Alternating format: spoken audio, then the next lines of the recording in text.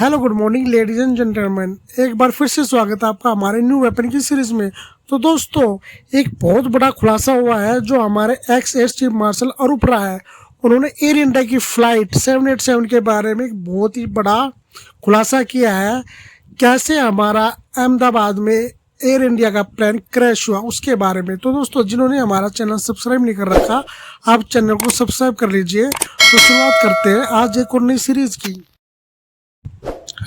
दोस्तों, पूर्व वायुसेना अध्यक्ष एयर चीफ मार्शल अरूप राय ने शनिवार को अहमदाबाद प्लेन क्रैश को लेकर एक बहुत बड़ा दावा किया है, जो कि एक सच लग रहा है। पूर्व वायुसेना अध्यक्ष ने दावा किया है कि गुरुवार को अहमदाबाद हवाई अड्डे के निकट दुर्घटनाग्रस्त हुए एयर इंडिया के विमान के इंजन में निश्चित रूप से महत्वपूर्ण चरण में ऊर्जा बाधित की गई होगी, यानी कि जो उसमें फ्यूल जाता है इंजन में, उसमें रुकावट आई होगी या किसी ने रुकावट की होगी और उसे ठीक करने का कोई समय नहीं था। उन्होंने कहा, दुर्घटना के पीछे ईंधन में मिलावट और सॉफ्टवेयर और नियंत्रण प्रणालियों में गड़बड़ी जैसे कई अन्य कारण भी हो सकते हैं। राय ने कुछ लोगों की ओर से जताई गई तोड़फोड़ की आशंका को खारिज करते हुए कहा कि सभी तरह की अटकलों से बचना चाहिए और नागरिक विमान महानिदेशालय यानी कि DGCA की ओर से जांच पूरी होने तक का इंतजार किया जाना चाहिए। और उन्होंने कहा है कि निश्चित रूप से ऊर्जा में कमी आई और एक महत्वपूर्ण चरण में जब आप जमीन से हवा में उड़ रहे हैं, आपकी ऊंचाई कम है, संभलने का कोई समय नहीं था और इंजन की शक्ति में कमी के परिणाम स्वरूप विमान रुक जाएगा और विमान फिर बहुत तेजी से नीचे गिरेगा और दुर्घटनाग्रस्त हो जाएगा।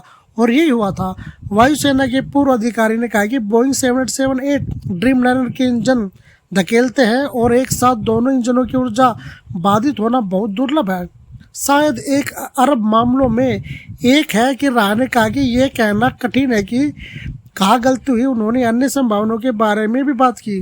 दोस्तों, हमारे जो पूर्व एयर चीफ मार्शल है, उनकी बात में एक तो दम है कि दोनों इंजन एक साथ खराब कैसे हो सकते हैं। तो दोस्तों, उन्होंने बहुत ही ज़्यादा सटीक जानकारी दी है। दोस्तों, पूर्व एयर चीफ मार्शल ने यह भी कहा है कि सॉफ्टवेयर में कोई समस्या हो सकती है और नियंत्रण प्रणाली में भी कुछ समस्या हो सकती है। ईंधन में प्रदूषण हो सकता है, यानी कि ईंधन में मिलावट हो सकती है, लेकिन मैं तोड़फोड़ की बात पर विश्वास नहीं करता। ऊर्जा आपूर्ति बंद होना जाना किसी गड़बड़ी का संकेत है। और उन्होंने ये भी कहा कि जमीन पर काम करने वाले कर्मियों की भूमिका के बारे में पूछे जाने पर कहा कि उन्हें विमान की ओर से उठाए गए वजन का प्रमाण पत्र देना होता है। राय ने कहा कि जमीन पर मौजूद इन सूचनाओं के आधार पर पायलट उड़ान भरता है। आप निर्धारित आंकड़ों में कई किलोग्राम नहीं जोड़ सकते, लेकिन जैसा कि मैंने कहा कि जांच के कारण और कारक सामने आएंगे। वायुसेना के पूर्व अधिकारी ने कहा कि उन्हें नहीं लगता कि बोइंग 778 विमान के दुर्घटनाग्रस्त होने का कारण पक्षी का टकराना है। राय ने कहा, उनकी अपनी कंपनी के विल्स फ्लावर की ओर से शिकायतें की गई थी। मुझे लगता है कि उनकी जांच होनी चाहिए। इससे पहले ICC कार्यक्रम को संबोधित करते हुए उन्होंने विमान इंजन का निर्माण देश में ही करने की वकालत की है। तो दोस्तों, आप हमारे पूर्व एयर चीफ मार्शल के इस तथ्य से कितना प्रभावित हो और आप कितनी इसमें सच्चाई मानते हो। दोस्तों, मुझे इनके जो तथ्य है, जो इनकी जानकारी है, क्योंकि इनके पास एक्सपीरियंस बहुत ज़्यादा है। दोस्तों, एक बात और आ रही है कि एयर इंडिया का जो मेंटेनेंस का कॉन्ट्रैक्ट है वो टर्की की कंपनी के पास है।